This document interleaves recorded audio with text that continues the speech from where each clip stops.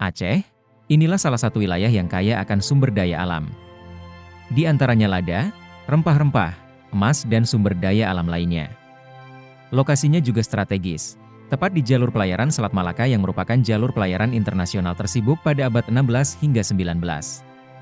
Kondisi ini membuat Portugis, Belanda dan Inggris ingin menguasai Aceh. Kemudian terjadilah perang selama beberapa dekade dan menjadi salah satu konflik kolonial terpanjang dalam sejarah Indonesia.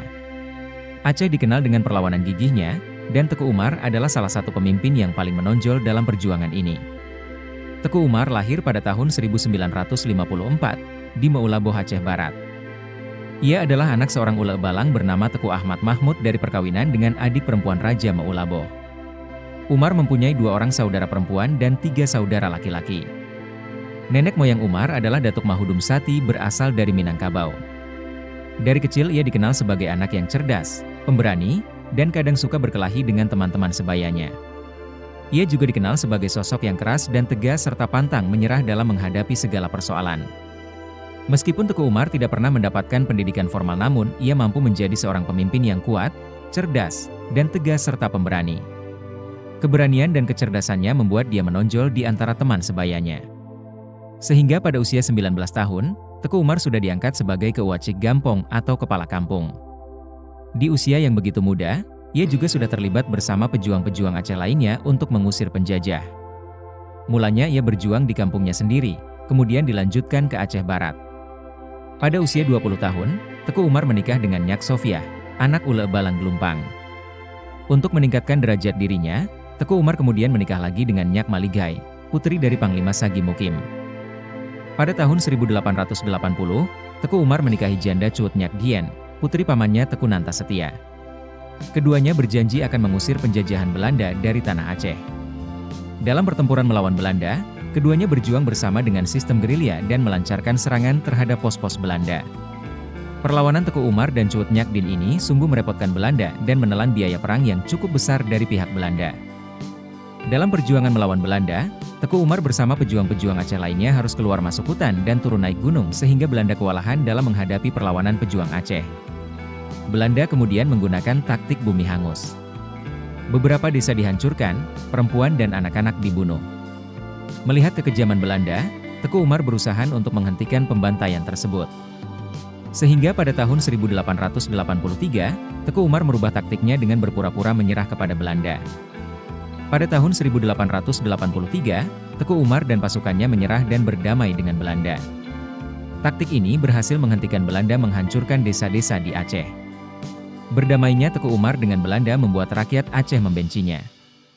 Mereka tidak mengetahui bahwa itu hanya merupakan taktik berpura-pura yang dilakukan Teku Umar untuk menghentikan penyerangan Belanda terhadap desa-desa di Aceh dan juga bertujuan untuk dapat merebut senjata dari tangan Belanda. Bahkan Cuut Nyak Dien istri Teku Umar juga tidak setuju. Namun karena Teku Umar bersikeras dengan taktiknya, akhirnya sang istri menyetujuinya dan merahasiakannya. Meskipun Cuut Nyak Dien harus menahan rasa malu di kalangan masyarakat Aceh karena suaminya berpihak kepada penjajah dan dicap sebagai pengkhianat. Gubernur Aceh Van Teijin berusaha memanfaatkan Teku Umar agar mendapat simpatik dari masyarakat Aceh.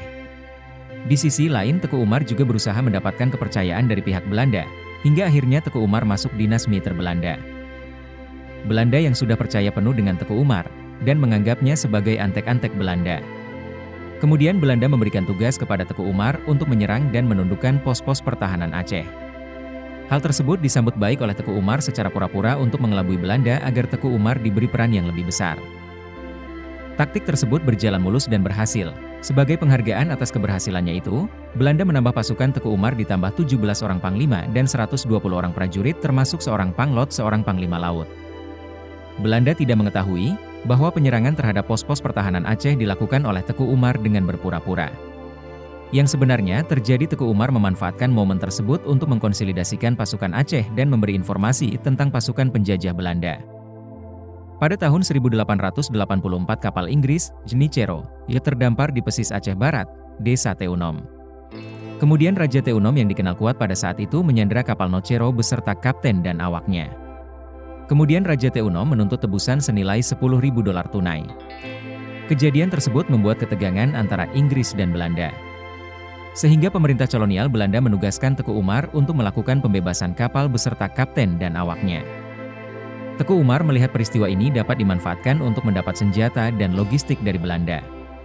Kemudian Teku Umar menyatakan bahwa merebut kembali kapal Veniero merupakan pekerjaan yang berat sebab Raja Teunom dan pasukannya sangat kuat, sehingga Inggris sendiri tidak dapat merebutnya kembali. Namun Teku Umar menyatakan kesanggupannya untuk merebut kapal Veniero jika diberikan senjata dan logistik yang banyak sehingga dapat bertahan dalam jangka waktu yang lama. Permintaan ini disetujui pihak Belanda, sehingga Teku Umar berangkat dengan menggunakan kapal Bengkulen dengan perbekalan senjata serta logistik yang cukup banyak.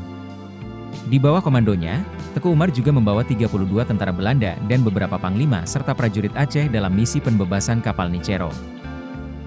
Dalam perjalanannya, Teku Umar dan prajurit Aceh yang dipimpinnya membunuh 32 tentara Belanda di tengah laut. Dan sejak itu Teku Umar kembali memihak pejuang Aceh untuk melawan Belanda. Teku Umar juga menyampaikan kepada Raja Teunom agar tidak mengurangi tuntutannya.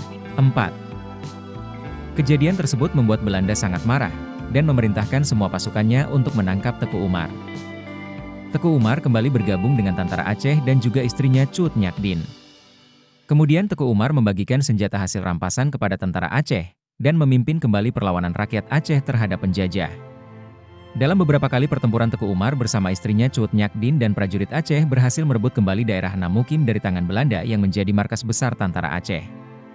Pada tanggal 15 Juni 1886, Belanda bekerja sama dengan Kapten Hansen, seorang nahkoda kapal, Johoc Canton, yang berasal dari Denmark untuk menculik Teku Umar. Kapal, Johoc Canton, berlabuh di Rigai dengan maksud menukarkan senjata dengan lada kepada prajurit Teku Umar. Hansen berniat menjebak Teku Umar untuk naik ke kapalnya, menculiknya dan membawa lari lada yang bakal dimuat ke pelabuhan Ulelheu, dan diserahkan kepada Belanda yang telah menjanjikan imbalan sebesar $25.000 untuk kepala Teku Umar. Hansen berkeras Teku Umar harus datang sendiri, sehingga membuat Teku Umar merasa curiga dan mengatur siasat. Disinilah kita bisa melihat kecerdikan dan kecerdasan Teku Umar sebagai panglima perang. Pagi dini hari Teku Umar memerintahkan seorang panglima bersama 40 orang prajuritnya menyusup ke kapal tanpa sepengetahuan Hansen dan awaknya. Pada pagi hari Teku Umar datang dan bertemu dengan Hansen di kapal Hoc Canton untuk pelunasan lada seharga $5.000.